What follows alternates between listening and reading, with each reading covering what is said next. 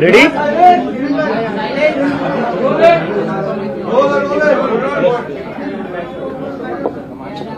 Ready? नमस्कार सगळ्यांना. पहिले मराठीमध्ये करू आपण, नंतर हिंदीमध्ये करू. तर 6 जूनला आपण सगळ्यांनी पाहिलं, दिल्लीच्या जंतर मंतरवर हजारो लोक आले होते काँग्रेस जनता पार्टीच्या शांतीपूर्ण आंदोलनासाठी. याच्यावर एक गोष्ट तर सिद्ध झालेली आहे आता, की या देशाचा जो तरुण आहे, जो युथ आहे, तो आता घाबरणार नाहीये, तो आता मागे सरकणार नाहीये. नीटच्या परीक्षेत आतापर्यंत 6-7 विद्यार्थ्यांनी आत्महत्या केलेली आहे. सीबीएसईचे जे 17 लाख स्टुडंट्स आहेत त्यांचं फ्युचर अफेक्ट झालेले आहे. एसएससी जीडीचे अजून 16 लाख स्टुडंट्स आहेत, त्यांचं फ्युचर अफेक्ट झालेलं आहे. असं एकंदरीत पाहिलं तर आपण एसएससी जीडी, नीट, सीबीएसई आणि सीयूईटी हे स्टुडंट जर बघायला गेलं तर 1 करोडपेक्षा जास्त स्टुडंट्सचे फ्युचर अफेक्ट झालेलं आहे. तरीही याची जिम्मेदारी घ्यायला कोणी तयार नाहीये.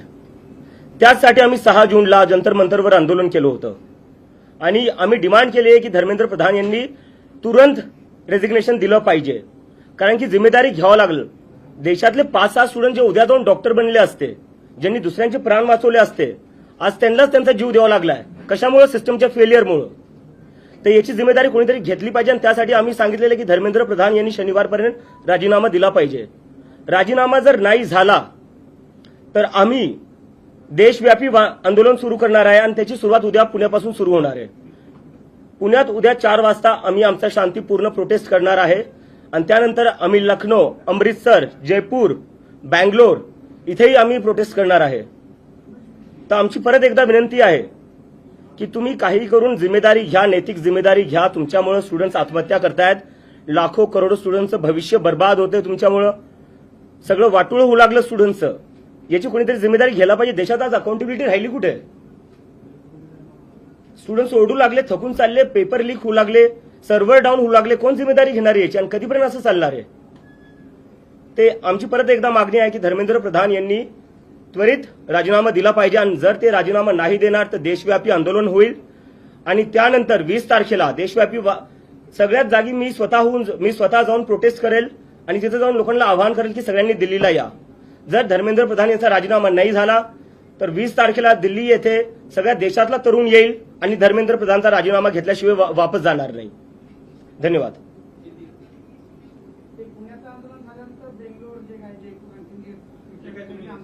एकदा मी हिंदीत करून देऊ आता परत. ओके.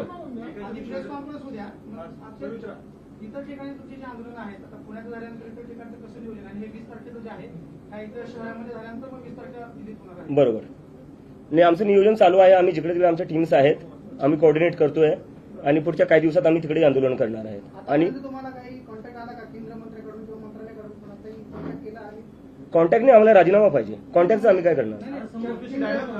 नाही. डायलॉग एकच झाला. आमचे अकाउंट बंद केले, आमचे सोशल मीडिया हॅक केले. ते नसते केलं तर मला अमेरिकेवर इथे याची गरज पडली नसती.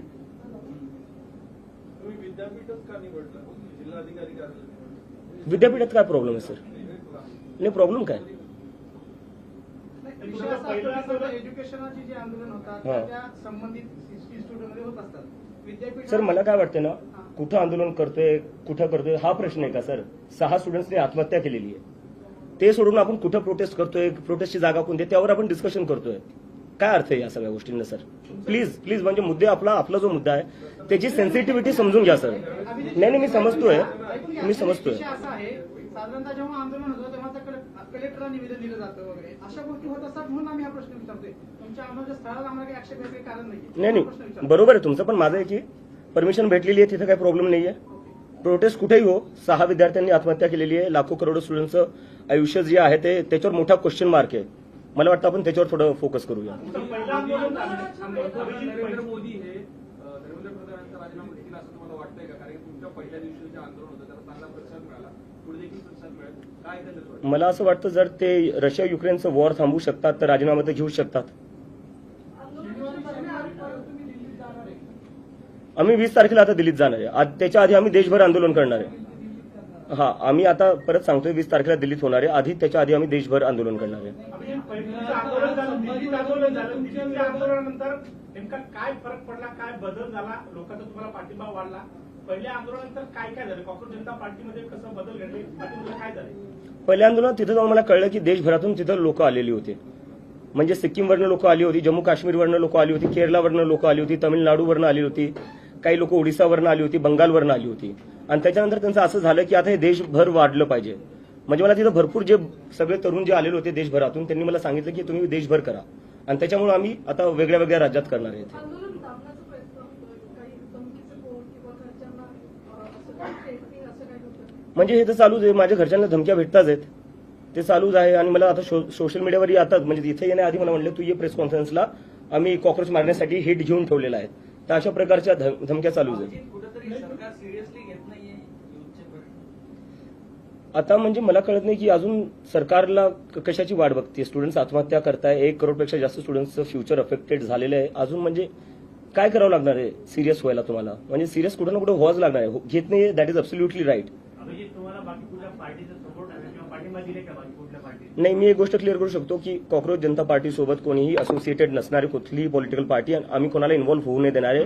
बट कुठल्याही पार्टीला जर स्टुडंट्सच्या मुद्द्यावर आम्हाला समर्थन द्यायचं आहे, युवकांच्या बेरोजगारीच्या मुद्द्यावर आम्हाला समर्थन द्यायचं आहे, ते आम्हाला समर्थन देऊ शकतात. कारण की जर तुम्हाला युवकांच्या मुद्द्यांवर राजकारण करायचं आहे, आमच्या मागण्यांना तुम्हाला समर्थन करायचं आहे, यू आर वेलकम. अमेरिकेतून हकलून दिलं म्हणून तुम्ही हे सगळं करताय आणि भारतात आलाय. अमेरिकेतून मला हकलून दिलं असतं तर माझ्या हातात हातकडे असल्या असता बाबासाहेबांचं पुस्तक नाही.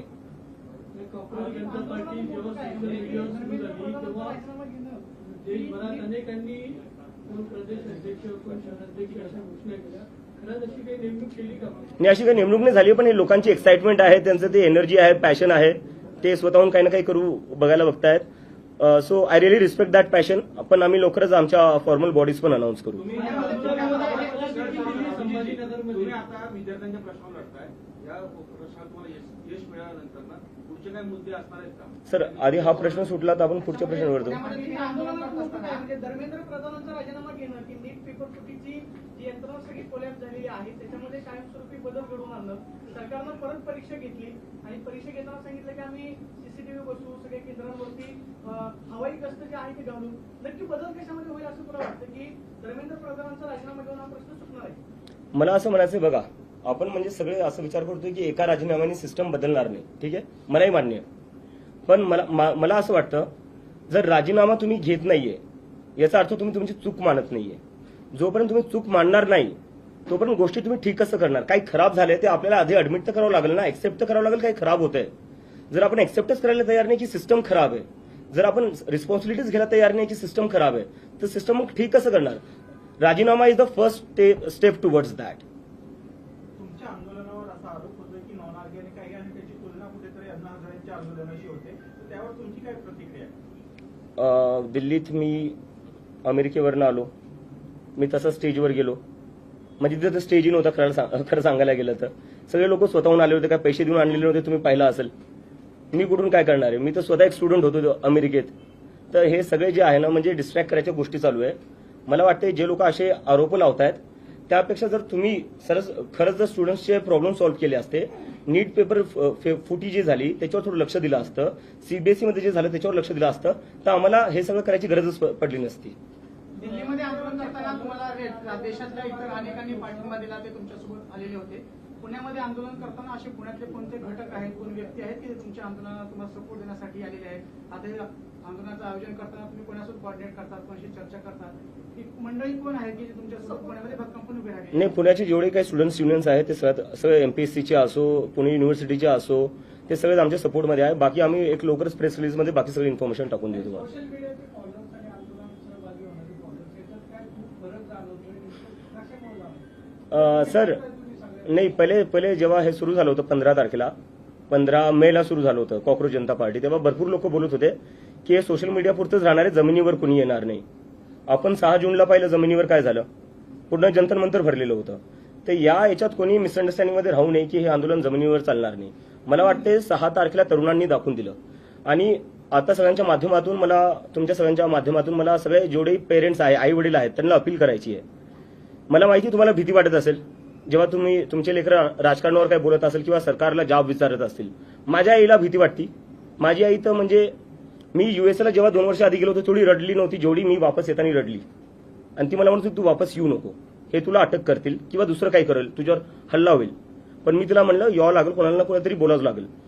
तर माझे जेवढे आईवडील हे बघताय त्यांना सांगतोय, तुमच्या लेकरांना बोलण्यापासून थांबू नका.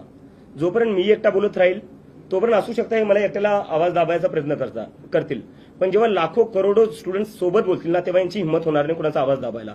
आणि जेलमध्ये जर कोणाला टाकायचं तर मी जेलमध्ये जायला तयार आहे, तुमच्या लेकरांना जेलमध्ये जाऊ नाही देणार, मी त्याची जबाबदारी घेईल. पण तुमच्या लेकरांना तुम्ही बोलण्यापासून थांबू नका. अभिजित आता अमेरिकेतच आलेला आहे, परत जाणार आहे का आता भारतात? नाही आता इथंच सर, म्हणजे आता बॅक फॉर गुड.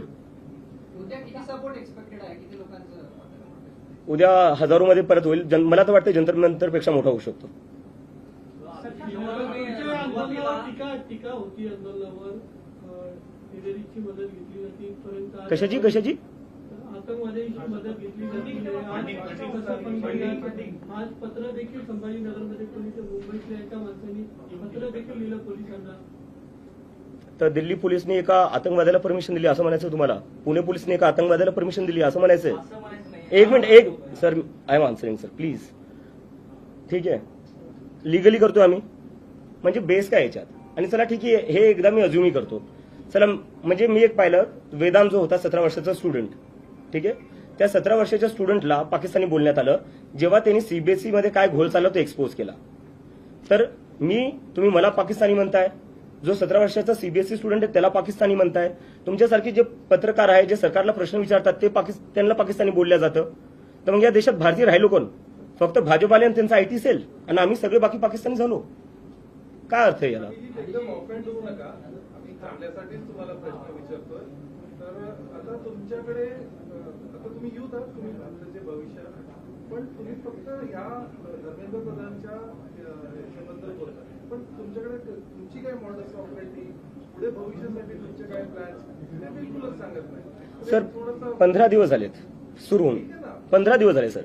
युथनी भारताला हेच मिळून दिलं, इंडिपेंडन्स. किती वर्ष लागले होते सर? ते वर्षाचं नाही, त्यांनी ते लढले म्हणून भेटले. हो, पण किती वर्ष? ठीक आहे ना. आम्हाला 15 दिवस झाले सुरू होऊन. अभिजित, तुम्ही मध्ये की आता तुम्ही इकडे थांबणार जाणार नाही. Yes. तर तुम्ही अमेरिकेत नेमकं कशासाठी होता? नोकरी होती, शिक्षण होतं, ते संपलं नाही. का? आणि Yes. त्यानंतर आता भारतात येऊन परत कायमस्वरूपी राहणार, तर काय प्लॅन आहे तुमचा? माझं मास्टर्स चालू होतं, मी मास्टर्ससाठी गेलो होतो आणि आता मी जॉबसाठीच अप्लाय करत होतो. हे 15 दिवसाआधी माझं म्हणजे हे होतं की अमेरिकेत मी बेटर ऑपॉर्च्युनिटीसाठी गेलो होतो, तिथं सेटल व्हायचं होतं आणि जॉब्स अप्लाय पण करत होतो. आणि जेव्हा हे सगळं झालं, थोडं माझं आर्टिकल्स आले इंटरनॅशनल मीडियामध्ये पण, त्यानंतर मला जॉब्सची ऑफर पण भेटल्या. पण बरेचसे कॉक्रोच जनता पार्टीचे कॉक्रोचेस होते, ते सारखे म्हणत होते आपल्याला हे आंदोलन पुढे घेऊन जायचंय, आता आपल्याला हे सोशल मीडियापुरतं लिमिटेड नाही ठेवायचंय. त्यामुळे मग मी कुठं ना कुठं मला एक रिस्पॉन्सिबिलिटी होती माझ्यावर, मी सुरू केलेलं, त्यामुळं की मला कुठं ना कुठे देशात वापस यावं लागेल. आणि त्यामुळे मी आता इथं आलोय. भीती होती त्यांना? हा? एक भीती होती कॉक्रोच त्यांना? जनता पार्टीची आता राजकीय स्थापना झाली का? काय झालं पुढे? काय नाही, ही एक मुव्हमेंट आहे सर, ही एक मुव्हमेंट आहे. आणि मी परत तुमच्या सगळ्यांना रिक्वेस्ट करतो, मी ऑफेंड नाही होते सर, मी रिक्वेस्ट करतो कारण की 15 दिवस झाले. 15 दिवसात तुम्ही कसं काय आमच्याकडून अपेक्षा करू शकता की आमच्याकडे सगळेच प्रश्नांची उत्तरं असू शकतात किंवा आमच्याकडे पूर्ण सिस्टम तयार असू शकतं? अपेक्षा नाही, पण करावं असं आमची. नाही, नक्की करू सर. पण दुसरा प्रश्न असा Yes. की अमेरिकेतून राहून आले, आम्ही अनेकदा बघतो की हम्म. अमेरिकन असं बोलतात आपल्या देशाबद्दल, वेगवेगळ्या अशा हम्म. चर्चा होतात. खरंच अमेरिकन काय विचार करतात भारतीयांबद्दल? नाही, तसा तर म्हणजे नेमकं विचारायचं काय? नाही चर्चा भारताबद्दल.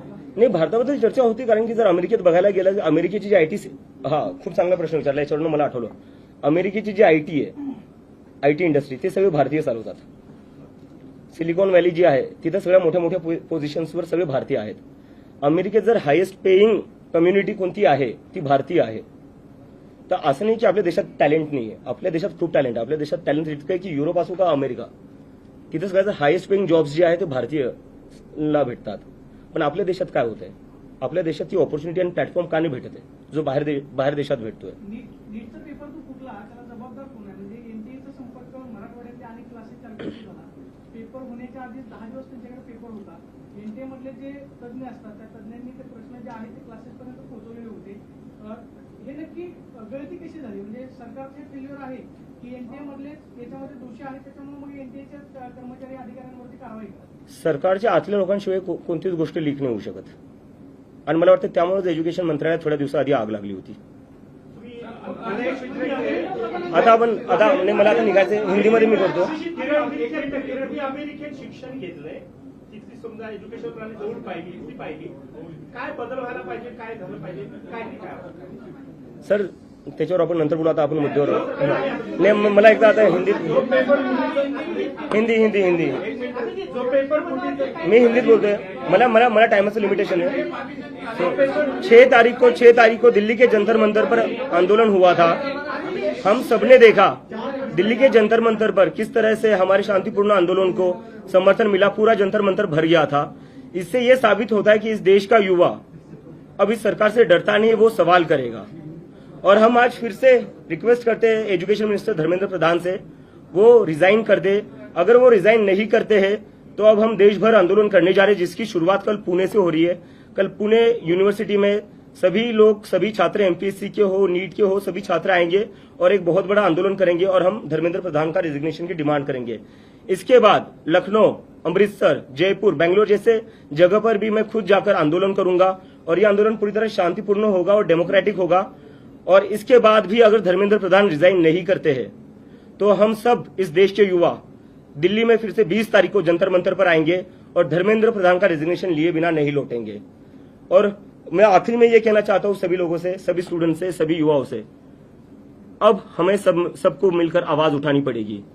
जब तक ये लोग हमारी बात नहीं सुनते, हमें सबको साथ में आना पड़ेगा.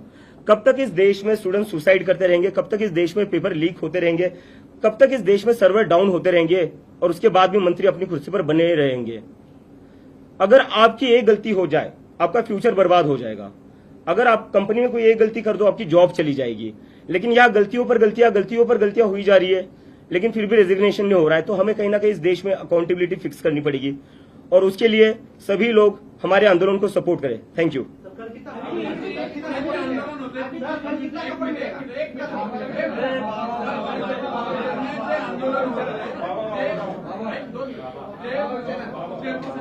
मुलं आहेत, आम्हाला माहिती आहे, नेहमी संपर्कात असतात. ते कुठल्या तरी चळवळीशी संबंधित आहेत, कुठल्या तरी विद्यार्थी चळवळ असेल किंवा धार्मिक संघटना असेल किंवा राष्ट्रीय पक्ष असेल किंवा जातीय पक्ष. मग हे ऑर्गॅनिक जनता पार्टी, कॉक्रोच जनता पार्टी कुठं आहे? ही सगळी कुठल्या संघटनेत काम करणारी मुलं आहेत. ऑर्गॅनिक जनता पार्टी कुठे येणार आहे? हे जनता, हे नागरिक नाही देशाचे. नागरिक आहेत पण कुठेतरी इतर संघटनेची नाही असू द्या ना सर. तर ते एकरूप कशी होणार? नाही मी तर म्हणतो भाजपचे लोक आले पाहिजे. भाजपच्या त्यांचेही लेकरं ते नीट आणि सीबीएसई परीक्षा देत असतील ना. त्यांचेही लेकरं सीबीएसई आणि नीटची परीक्षा देत असतील, त्यांनी आलं पाहिजे. आम्ही तर असं म्हटलं की काही दिवसांपूर्वी शिक्षण मंत्रालयामध्ये विभागाला आग लागलेली होती. सरकारचे लोक याच्यामध्ये सहभागी असल्याशिवाय होणार नाही. म्हणजे ते शिक्षण मंत्र्यांचा सहभाग आहे का नीट पेपर फुटी प्रकरणात? मी अजून किती क्लिअर बोलू यापेक्षा. सीबीआय कडनं तुम्ही काही माहिती घेतली का या तपासाच्या संदर्भात? आणि दुसरी गोष्ट, या तपासामध्ये प्रामुख्याने जी लोक पेपर फुटीत होती ती पुण्यातली सहभागी होती, त्याच्या मागे नेमकं कोणी, याबाबत काही तुम्ही माहिती घेतली का? सीबीआय माझ्यासोबत का बोलेल सर? मला तर वाटतं माझ्यावर सीबीआय रेड होईल. तुम्ही काय त्यांच्याकडे विचारणा केली? नाही. म्हणजे आग लागली कारण तुम्ही जी भूमिका मांडताय ज्या आक्रमक पद्धतीने, त्या पद्धतीने विरोधी पक्षाने पण मांडलं पाहिजे. मला वाटतं विरोधी पक्ष मांडतोय, पण मीडियाने आपल्यासोबत हा म्हणजे स्वतःला प्रश्न विचारला पाहिजे, ते दाखवत का नाहीये. तुमचं मानतो तर त्यांचं काय मांडणार? नाही. तुमचं मानतो तर तेव्हा मांडणार. असं काय बोलत नाही. Next question. Next question. तुम्ही असं काही पत्रव्यवहार वगैरे करत नाही, कम्युनिकेशन करत नाही, फक्त ग्राउंडवरती आंदोलन करताय, असं काही करणार आहे? मेल वगैरे कम्युनिकेशन करणार आहे त्यांच्याबरोबर? कारण तुमच्याकडून एक हात पुढे केल्याशिवाय त्यांच्याकडनं कम्युनिकेशन होणार नाही. सर, आंदोलन हा आमचा पहिला स्टेप आहे. ते आहे तुमचा तो अधिकार आहे, पण काही कम्युनिकेशन करणार आहे त्यांच्याबरोबर? सर, मला वाटतं त्यांना बातम्या वाचतच असतील ते, बरोबर. एवढे म्हणजे हजारो तरुण जंतर मंतरवर येत आहेत तरी ते ऐकायला तयार नाही. तर तुम्हाला वाटतं ते माझ्या एका ईमेलवर राजीनामा देतील? उपद्रवी कीटक समजला, ते सगळे केळसवाड्या नजरेनं बघितलं, तुमच्या पार्टीला गांभीर्याने काय का घ्यावं? झुरळ कुठं असतात सर? हा, घाणीत, बरोबर. तर मग याचा अर्थ आपलं देशातलं सिस्टम जे आहे ते घाण झाले, त्याच्यामुळे झुरळ बाहेर येत आहेत. कुठे ना कुठे हा प्रश्न पण विचारला गेला पाहिजे. नेक्स्ट. देशाची सिस्टीम आताच खराब झाली का? हा, देशाची सिस्टीम आताच खराब झाली का? नाही, आताच खराब नाही झाली आहे. आताच का बाहेर? आता ते ट्रिगर पॉइंट होता, ज्यांनी हे शब्द वापरले, आपण त्यांना हा प्रश्न विचारावा. अभिजीत, सुप्रीम कोर्ट के फॉर्मर जज मार्कंडे कांजू ने सीजेपी समर्थकों को छोड़ने को बोला है. तो बोला इसके करो पार्टी ज्वाइन कर. मुझे लगता है देश एक डेमोक्रेटिक कंट्री है, जिसको जो पार्टी शुरू करना चाहता है कर सकता है, उसमें कोई रोक नहीं होनी चाहिए। मतलब आगे जाके आपको कांग्रेस जनता पार्टी कल जंतर मंतर से ज्यादा सपोर्ट होगा। आगे जाके राजनीति में 2029 के लोकसभा चुनाव के पहले कांग्रेस जनता पार्टी देखने को मिलेगी। सर मैं कह रहा हूँ 15 ही दिन हुए हम लोगों को शुरू करके। सर ये सोशल मीडिया तक ही सीमित रहेगा हाँ? पार्टी जो है। नहीं, सोशल मीडिया तक तो सीमित नहीं रहेगा सर, इतना मैं आपको गारंटी है। मूवमेंट है, पर कुछ लोग बोल रहे हैं कि सोशल मीडिया ट्रेंड है जो 15 दिन महीना भर चलता है, उसका कौन होता है, इसके ऊपर आपके 15 दिन हो गए, जंतर मंतर पर आ गए हम, ट्रेंड तो कहाँ रहा, अब तो जमीन पर आ गए। पार्टी काय आहे त्यावेळेस वाटलं होतं का की एवढा मोठा रिस्पॉन्स सर खरं सांगायला गेलं तर मी काहीच प्लॅन करून केलं नव्हतं। मी प्ले स्टेशन खेळत होतो जेव्हा मी ते ट्विट केलं होतं, आणि त्याच्यानंतर मी एकदमच पाहिलं की लोकांचा खूप सगळा प्रतिसाद आला, आणि त्याच्यानंतर मी पाहिलं की आता प्रतिसाद आलाय तर एखादं हँडल सुरू करून टाकतो ट्विटरवर किंवा इंस्टाग्रामवर। दुसऱ्या दिवशी मी उठून पाहिलं त्याच्यावर 1 मिलियन फॉलोअर झाले होते। मग कुठं ना कुठं मला असं वाटलं अरे हे काय झालं आता। भीती वाटत होती काय फॉलोअर वाढत होती? नाही भीती नव्हती वाटत, मी समजायचा प्रयत्न करत होते की काय चालू आहे, कशामुळे होतंय असं। त्यानंतर मी जेवढे लोक फॉलो करत होते, काही लोकांचे मेसेजेस येत होते, त्यांच्याशी संवाद करायला मी ट्राय केला, आणि त्याच्यात समजलं की लोक खूप जास्त हे जे तरुण आहेत, 19 वर्षाची मुलं होती ती, कोणी रिसर्चमध्ये जायचा प्लॅन करते, कोणी डेटा सायंटिस्ट बनायचा विचार करत होतं, तर त्या लोकांनी एकंदरीत ना पॉलिटिक्सवरनं गिव्हअप करून टाकलं होतं। जेवढ्या पॉलिटिकल पार्टीज आहे त्यांनी एकदमच त्यांच्या एक्सपेक्टेशन संपल्या आहेत त्यांच्याकडून, आणि त्यांना असं वाटलं की हा प्लॅटफॉर्म कुठे ना कुठेतरी आमच्यासाठी यूज होऊ शकतो, आणि त्यामुळे मग त्यांनी मला प्रेशर केलं की आता ही मुवमेंट तू सिरियसली घे, आम्हाला माहिती आहे तू मजाकमध्ये सुरू केली आहे पण तू आता सिरियसली घे। तुम्ही जो बाबासाहेबांचा फोटो आणि ते पुस्तक Yeah. दाखवलं ते अनेकांना आवडलं, मात्र काय सांगायचं होतं तुम्हाला ते? त्याच्याने मला हे सांगायचं होतं ही जी मुवमेंट आहे ती संविधानाच्या हद्दीत राहूनच चालेल आणि संविधानाचं पालन करूनच चालेल। Okay, thank you.